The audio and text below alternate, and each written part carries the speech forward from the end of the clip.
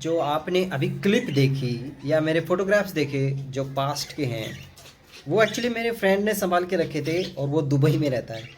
तो कल मैं उससे चिट चैट कर रहा था व्हाट्सएप पे, तो उसने बोला कि यार मेरे पास तेरे कुछ फ़ोटोग्राफ्स पड़े हैं। तो मैंने भेज भेज देना।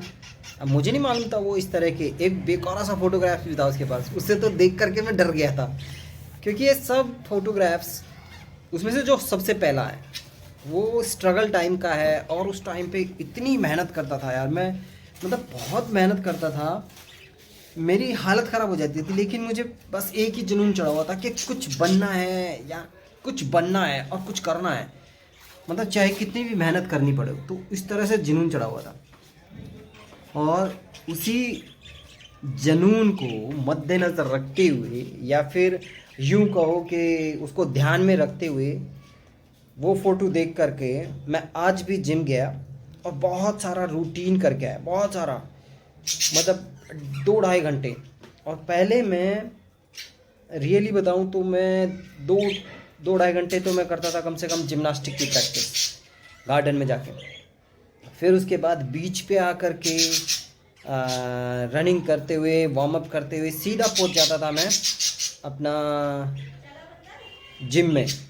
और जिम में जाने के बाद फिर 2 ढाई घंटा और फुल बॉडी में, मुझे ज़्यादा नॉलेज नहीं थी उस टाइम पे, तो मैं हर रोज़ पूरा बॉडी वर्कआउट करता था और 3 3 मारता था एक वेट से। सपोज़ अगर वो 20 kg है तो 20 से 3, फिर 30 से 3, फिर 40 से 3 सेट, और एक सेट में 15 12 10 ऐसे ऐसे सेट मारता था और मैं पूरा बॉडी मार के आता था। तो 2.5 3 घंटा लग जाता था मेरे को, और रोज़ पूरा बॉडी मारता था।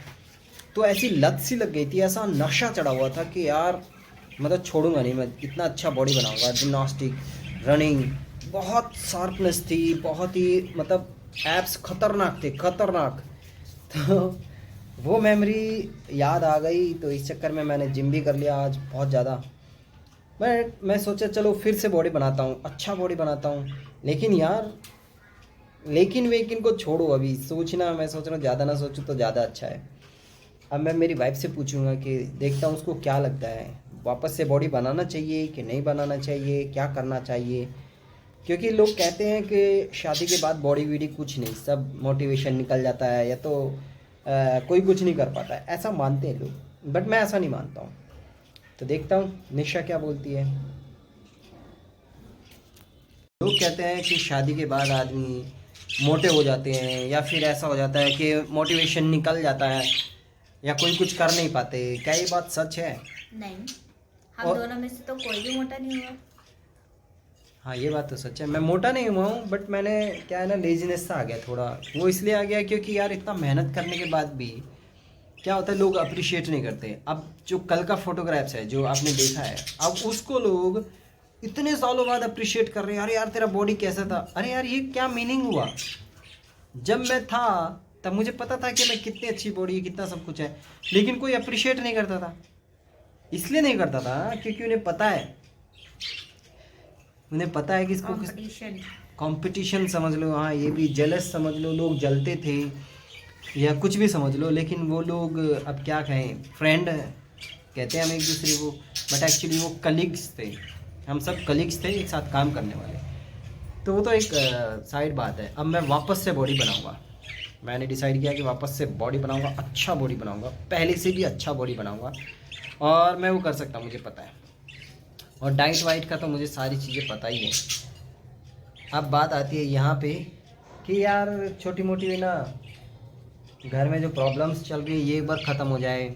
जैसे हमें घर बेचना है और फिर उसके बाद कहीं दूसरा घर भी ढूंढना है, तो ये छोटा मोटा सीन शॉर्ट ख़त्म हो जाए। क्योंकि है कुछ चीज़ें हैं जो मैं अभी नहीं बता सकता, टाइम आने पे बताऊंगा। तो यहाँ पर दो बातें हैं। एक तो मेंटेनेंस बहुत कम है, क्योंकि ये सारी चीज़ें ना काउंट होती है। ऐसी बात नहीं कि आप बस सिर्फ लग जाओ और बाकी सारी चीज़ें ना सोचो। देखो, परिवार चलाने के लिए मेंटेनेंस की ज़रूरत होती है कि कितना पैसा खर्च होता है। मेंटेनेंस है बहुत कम, लेकिन उसमें मैनेज करते हुए बॉडी की जो प्रोटीन की रिक्वायरमेंट पड़ती है, जो मसल को, या फिर जितनी भी चीज़ों की रिक्वायरमेंट पड़ती है, तो वो क्या फुलफिल हो पाएगी, वो एक मैथमेटिक्स लगाना पड़ेगा। वो हो जाएगा आई थिंक।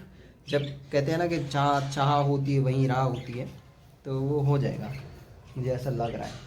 और अगर हम ये घर बेच पाए जल्दी से जल्दी तो बहुत अच्छी बात है, फिर तो कोई टेंशन वाली बात है ही नहीं।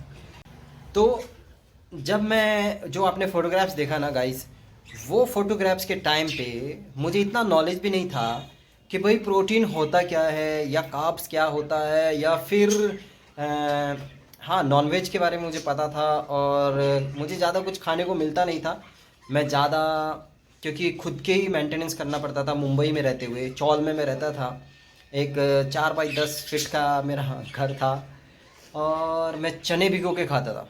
हाँ ये मैं करता था, चने भिगोता था, बीच बीच में सरसों का तेल पी लेता था, और बस यूं ही चल रही थी लाइफ। बस एक धुन थी कि मुझे काम करना है और स्ट्रगल करना है। तो वो स्ट्रगल टाइम के वो दिन याद दिला दिए उसने, मेरे दोस्त ने। और मुझे भी अच्छा लगा कि यार चलो ऐसे किसी ने मेरी फ़ोटोग्राफ संभाल के रखे और मेमोरी संभाल के रखी हुई है, तो अच्छा लगता है। और अगर आपको भी ये वीडियो या ये मेमोरी पसंद आई हो तो वीडियो को कर देना लाइक और चैनल को कर लेना subscribe.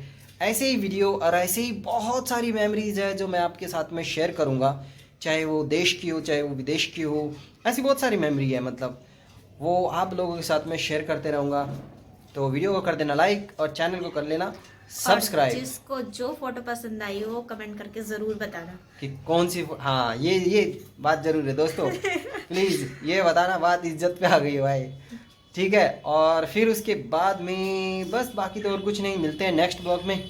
Till then take care, bye bye guys and good night, be safe. बहुत ठंडी हो रही है, जितना हो सके अपने आप को बचा के रखो अगर आप ठंडे एरिया में रहते हो तो। मिलते हैं कल, बाय बाय। और छोटा सा sharing caring with animals birds, और आप लोगों के लिए ये है हमारा डिनर, तो आप लोग भी डिनर कर सकते हो। मिलते हैं नेक्स्ट ब्लॉग में, बाय बाय, गुड नाइट।